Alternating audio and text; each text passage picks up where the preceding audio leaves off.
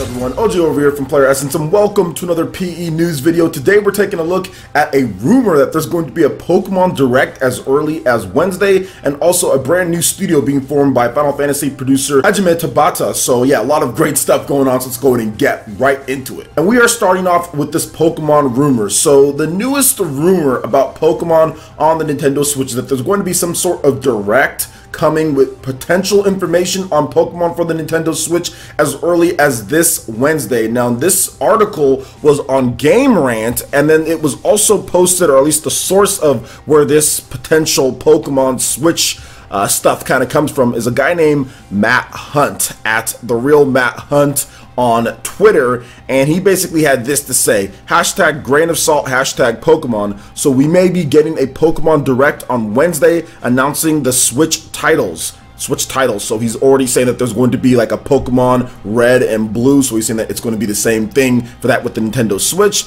Not concrete information, just passing along the rumors. So this Bandai Namco rumor apparently stems from a French language Pokemon fan site called Pokegraph, which is making these claims based on multiple sources that they have. Pokegraph has also claimed that Pokemon on the Nintendo Switch will be split into 2 games, like he's talking about right there, like all the other main series titles, and that they will be launching in December of this year. So of course, guys, please take this with a grain of salt. This is not confirmed. This is not saying that this is going to happen. This is not saying that there's going to be 2 Pokemon split into 2. It's not saying that it's confirmed to be this December, or that there's even going to be a Nintendo Direct or a Pokemon Direct this Wednesday, which would be very soon. That would be tomorrow. So this could all be false. But it's funny because the last time that we talked about a rumor or a surprise Direct coming out of nowhere, that was the most recent Nintendo Direct, which Super Smash Bros. Was announced there. So you never know with these type of things. This hasn't picked up too much from what I've seen in terms of circulating around there, but maybe it does happen, maybe it doesn't. But I wanted to talk about Pokemon on the Nintendo Switch, a couple different things outside of this whole rumor. This is stuff that you guys have been asking me just separately on my PE live streams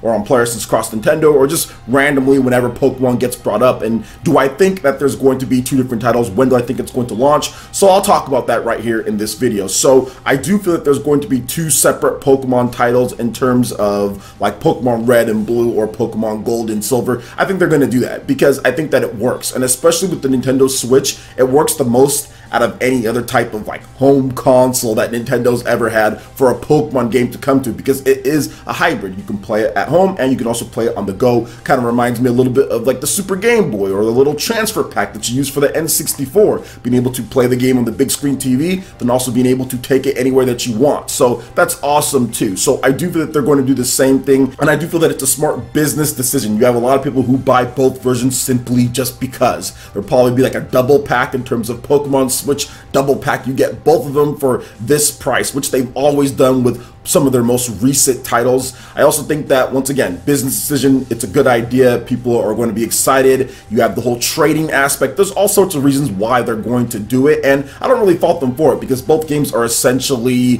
the same thing outside of a few different Pokemon, a couple different things maybe here and there, but outside of that, they're pretty much the same game. I've never been huge on buying both of them, but I know that I'll probably buy both of them for this one here. On top of that, you also have like a lot of families that are buying multiple Switch units to play games. So I saw Mizzy, my boy Mizzy, he has 3 Nintendo Switches in his house, so I'm pretty sure the double pack of Pokemon might be copped there as well. So another thing that I want to say when it comes to the launch date, so they're saying December, which I wouldn't necessarily be completely like against of a December release. Obviously putting it like well before, maybe in that Xenoblade Chronicles 2 slot, that might be a good idea. Then you can get all of the December sales, but I do feel that November is also a good date for it as well, unless Nintendo has big plans for third-party developers again in November. So that's one thing that people have to notice. A lot of people like to say, okay, well, Nintendo's probably going to put their main game in November, but as we saw last year with even some of the biggest games Nintendo had, and probably the biggest holiday title or fall title, which was Super Mario Odyssey, Nintendo had no problem moving Super Mario Odyssey to October, or maybe even if it had to, if Xenoblade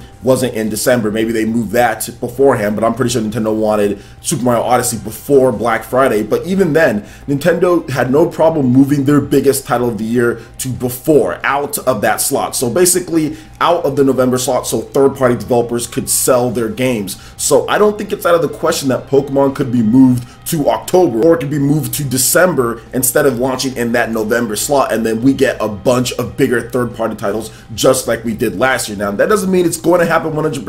Nintendo could completely change the way that they do things. Obviously, they're changing up the way that they're doing things when it comes to their first-party titles for the first half of the year compared to the second half of the year, whereas last year they had more in the first, I would say, 5 to 6 months in terms of bigger first-party titles, whereas this time we could be seeing more in terms of that. So you never know what Nintendo, but at the same time, if I was to bet, I would say, yeah, Pokemon's probably going to be a fall release. Some people are thinking that it's not going to make it this year, but I would think that it's launching this year just based off of what they've said before in the past in terms of the Pokemon CEO, how he said at E3, hey, it's probably going to be maybe a year and a half. That would slot it right at the end of this year. So what do you guys think about all this? I'm not so sure about a Pokemon Direct coming, but I'd be more than happy if it did. Surprise Pokemon Direct announcement. I mean, they would have to announce it at some point, right? Because I'm recording this video at 7:58 a.m. at this point, and it would be tomorrow. So, I mean, they would have to announce it pretty soon here, right? Or maybe it was even the day of, or maybe they just drop it out of nowhere. That's another thing that they could do. They could just drop a Direct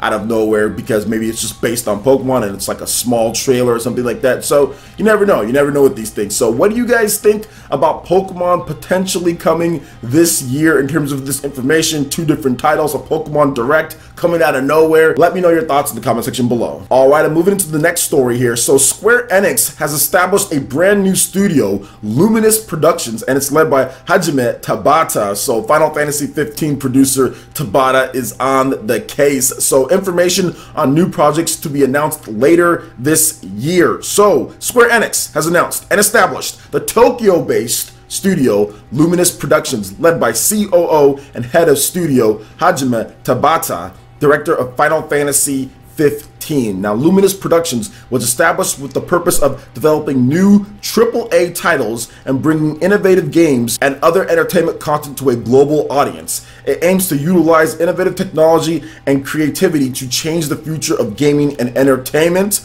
More information regarding projects that Luminous Productions will undertake will be announcing later this year. There's also an official website if you want to go check that out as well. So there's a couple things that gets me a little, I would say, cautious about this here. So Hajime Tabata, so he's the guy, obviously Final Fantasy 15. That game had quite a bit of change of directors, change of focus, change of combat direction, change of everything, and they ultimately ended up delivering a game that I thought was pretty good, but is much better at this point.